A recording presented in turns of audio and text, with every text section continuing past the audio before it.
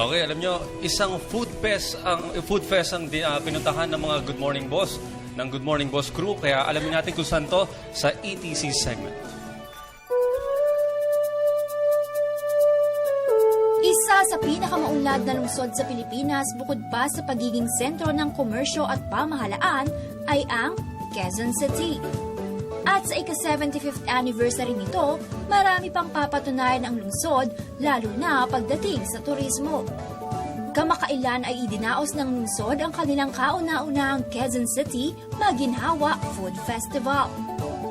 Layunin ng nasabing programa na ipromote ang Maginhawa Street bilang isang tourist food destination kapantay ang iba pang mga food hub ng lungsod.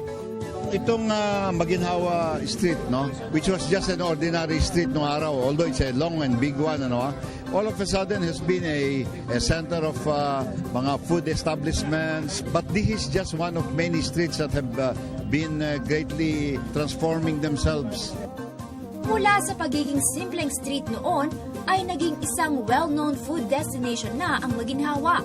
Napuno ang kalsada ng iba't ibang food stalls at restaurants na nag-o-offer ng iba't ibang pagkain na talaga namang pasok sa budget.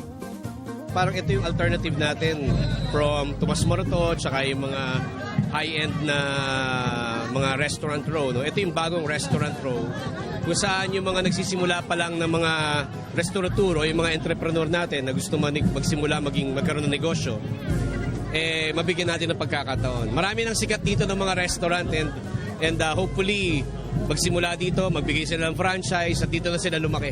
Pero dito hindi branded na mga restaurants. Kakaiba naman po ito kasi pag napansin mo yung mga restaurants dito talagang unique sila, maliliit lang, alam mong small entrepreneurs lang ang mga naandito pero unique ang kanilang ino-offer. So para sa estudyante, para sa mga turista, kasi yan ang selling point dito, parang food trip destination talaga kasi kung nakasara ito, pwedeng lakarin, pleasant walk, lalo na sa hapon pag wala ng araw, tapos pwede nilang mag-hopping sa iba't ibang mga restaurants dito. Positibo naman ang pagtanggap ng mga restaurant owners at guest traders na naghahain ng kani-kanilang mga produkto. Isang halimbawa na lang nito ang Hillcrest Resto na kilala sa kanilang iba't ibang best sellers.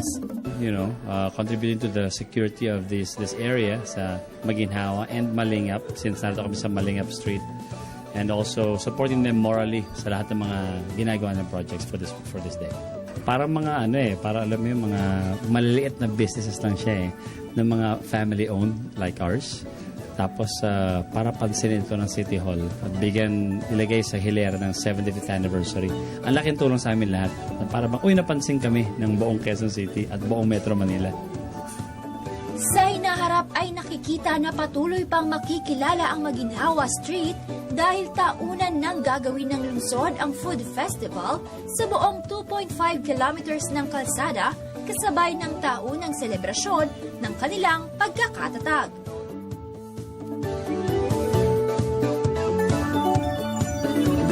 Okay, alam nyo ba na halos 80 to 100,000 ang mga participants dyan sa Maginhawa Food Festival? Ganun karami yung tao.